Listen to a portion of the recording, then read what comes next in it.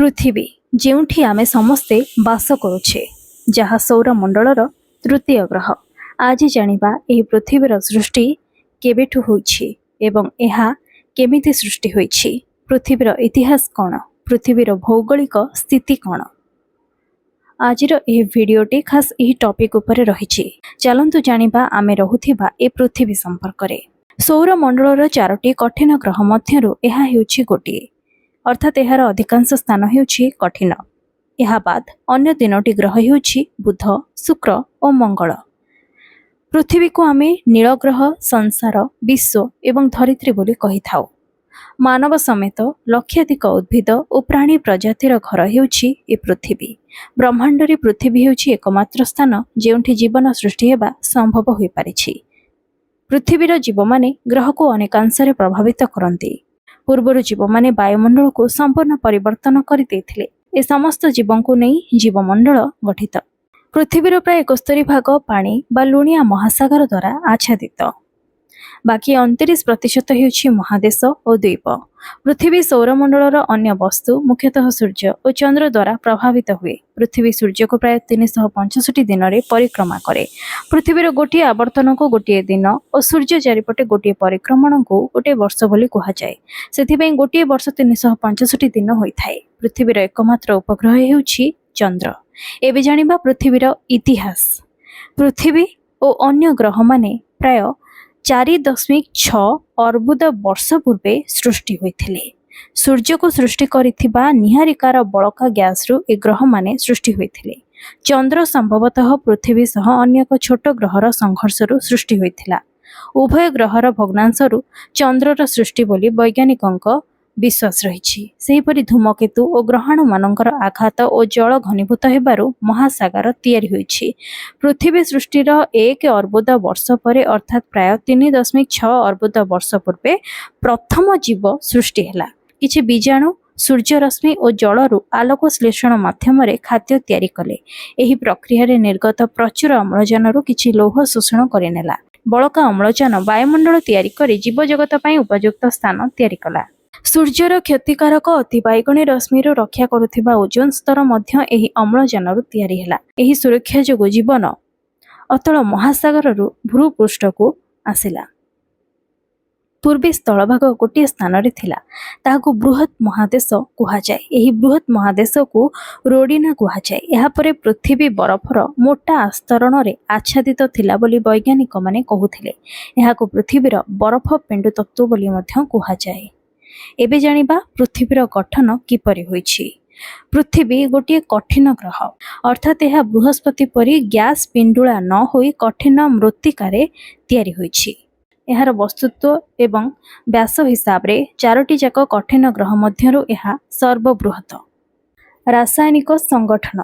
पृथ्वी मुख्यतः लौह 32.1%, अम्लजान 30.1%, silicon 15.1%, magnesium 13.9%, sulphur 2.9%, nickel 1.8%, calcium 1.5%, aluminium 1.4% और अन्य मौलिक 1.2% को नहीं गठित। एहार केन्द्रांचल मुख्यतः लौह 88.8%, निकेल 5.8%, सल्फर 4.5% और 1% अन्य मौलिक को नहीं गठित। तेबे भूत्वक्र 47% रु अधिक अम्लजान रे तैयारी। भूत्वक्र प्राय अंश अम्लजान यौगिक होइथांती। मुख्य अम्लजान यौगिक माने हेले सिलिका, आलुमिना, लौह ऑक्साइड, चूर्ण, मैग्नेशिया, पोटास और सोडा।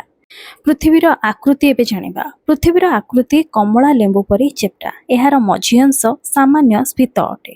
पृथ्वीर परिधि प्राय 40,000 किलोमीटर और व्यास प्राय 12,700 किलोमीटर। समुद्र पतन ठारू 8,848 मीटर उच्चरे थिबा एवरेस्ट शृंग हेउची पृथ्वीर उच्चतम स्थान। मारियाना ट्रेंच 10,911 मीटर गभीरता हेउची पृथ्वीर निम्नतम स्थान। विषुव अंचल रे स्फीत हेतु इक्वेटर चिम्बोराजो शृंग हेउची पृथ्वीर केन्द्र ठारू दूरतम स्थान। एहार आभ्यंतरीण गठन कौन रही चलतु जानिबा। आमे प्रकृत रे पृथ्वीर भितरे रहुनी, पृथ्वीर उपरी भाग रे रहुचे। पृथ्वीर तले माने भूमि तले यार एक आभ्यंतरीण गठन रही। चलतु जानिबा एही गठन विषय रे। एही गठन अन्य कठिन ग्रह परि अटे। यार बाह्य कठिन स्तर को भूत्वक कुहाଯାଏ। समस्त जीव भूत्वक उपरे बास करती माने आमे समस्ते पृथ्वी उपरे बास करुछु। एही स्तर तले एक पतला अर्ध तरल स्तर रही। यह तले एक पतला तरल स्तर और शेष में कठिन लौह आभ्यंतरीण केन्द्र रही। भूत्वक मोटे परिवर्तनशील रही। स्थल भागरे यह 30 रु 50 किलोमीटर मोटा थाए। महासागर तले केतेक स्थान रे यह मात्र 6 किलोमीटर मोटा थाए। पृथ्वीर आभ्यंतरीण अत्यंत गरम थाए। यार उपरी भाग को क्रस्ट कुहाଯାଏ एवं यार तले अपर मेंटल रही, ता तले लोअर मेंटल एवं यह तले आउटर कोर रही, शेष में इनर कोर रही। एबे जानिबा एही पृथ्वीर भूचलन स्तर। पृथ्वी हेउछि सक्रिय भूचलन स्तर थिबा एकमात्र ग्रह। भूत्वक तले थिबा तरल शिलास्तर उपरे भासुथाए। भूत्वक केतेक अंश बा स्तर रे विभक्त होइछि। स्तर माने गति कला बेले परस्पर प्रभाव द्वारा भूकंप, आग्नेयगिरी, पर्वत श्रेणी आदि तैयारी होइथाए। स्तर मानकर मिलन स्थल रे सीमा रेखा थाए। निर्माण, विनाश और परिवर्तन भाव 3 प्रकारर एठारे सीमा रेखा रही। जेतेबेले दुईटी स्तर परस्पर ठारू दूरे जाए एवं फाट सृष्टि हो जाए सेतेबेले आग्नेयगिरी सृष्टि हुए और तरल माग्ना बाहर को पड़े आसे। एहीपरि सीमारेखा गभीर समुद्र, समुद्र तल, आग्नेयगिरी आदि सृष्टि करती। सेहीपरि विनाशकारी सीमारेखा परस्पर निकटवर्ती हेले यह द्वीप, आग्नेयगिरी और उच्च पर्वत श्रेणी तैयारी करे। उदाहरण हिमालय पर्वत श्रेणी एवं आंडीज पर्वत श्रेणी। परिवर्तनशील सीमारेखा परस्पर समांतराल भावे गति करथिले उभय स्तरर घर्षण मध्य हुए। एपरि सीमारेखा भूकंप बा भूमिकंप सृष्टि करे। पृथ्वीर जलमंडल विषय कथा हेले प्राय 97.5% हेउछि लुणिया जल। बाकी मधुर जलर अर्धेक अंश एबे बरफ आकार रे रहिछि। महासागर अंगारकाम्ल शोषि नै सबुज कोठरी प्रभाव और विश्व तापन रे साहाय्य करिथाए। पृथ्वी ग्रहर वायुमंडल विषय चलंतु एबे कथा हेबा।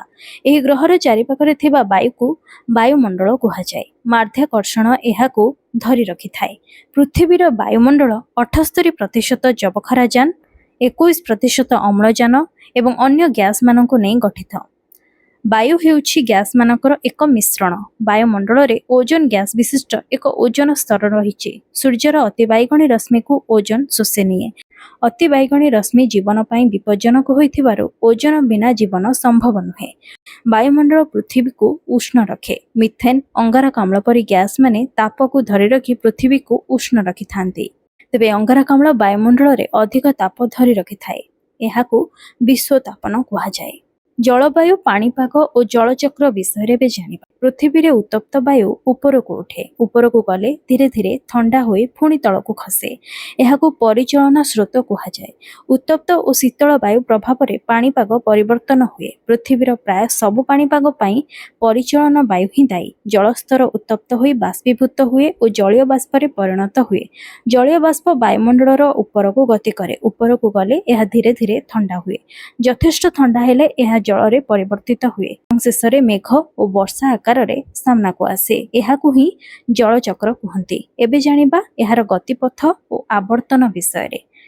पृथ्वी रे दिन 24 घंटा और वर्ष 365 दिन होइथाए। पृथ्वी सूर्य को परिक्रमा करिबा पई 365 दिन लगी थाए। बड़का समय को मिसाई 4 वर्ष रे थरे वर्षक 366 दिन करा जाए। एहाकू अधिवर्ष कुहाଯାଏ। पृथ्वी सूर्य ठारू हाराहारी 15 कोटी किलोमीटर दूर रे अवस्थित। चंद्र हाराहारी 2,50,000 किलोमीटर दूर रे पृथ्वी को परिक्रमा करुछि। सबुबेले चंद्रर गोटिए पार्श्व पृथ्वी को देखा जाए। चंद्र परिक्रमा करिबा पई प्राय 1 मास समय निए। पृथ्वी सौरमंडलर अंश भाव रे सूर्य चारिपाखरे अन्य 7टी ग्रह और सहस्राधिक क्षुद्र वस्तु मानक सहित घुरुछि। एबे आपण जानि सारिथिबे आमे रहुथिबा एही पृथ्वी केबेठू सृष्टि होइछि एवं केमिति सृष्टि होइछि। पृथ्वी केउ केउ वस्तु तथा पदार्थ को नहीं गठित होइछि। आम पृथ्वीर ए इतिहास एवं भौगोलिक स्थिति विषय रे जदि आजिर एही भिडियोटी आपन को भल लागिछि तेबे एहाको लाइक करंतु एवं खूब मात्रा रे शेयर करंतु। भिडियोटी आपन को किभଳି लागिला मते कमेंट रे निज फीडबैक निहाती जणांतु। ଆମ ଦେଶ ଦୁନିଆ ତଥା ସୌରମଣ୍ଡଳ ସହ ଜଡ଼ିତ ଅନେକ ଇନଫର୍ମେଟିଭ୍ ଭିଡ଼ିଓ ଯଦି ଆପଣ ଦେଖିବାକୁ ଚାହୁଁଛନ୍ତି ତାହେଲେ ଆଜି ହିଁ ମୋ ଚ୍ୟାନେଲକୁ ସବସ୍କ୍ରାଇବ୍ କରନ୍ତୁ।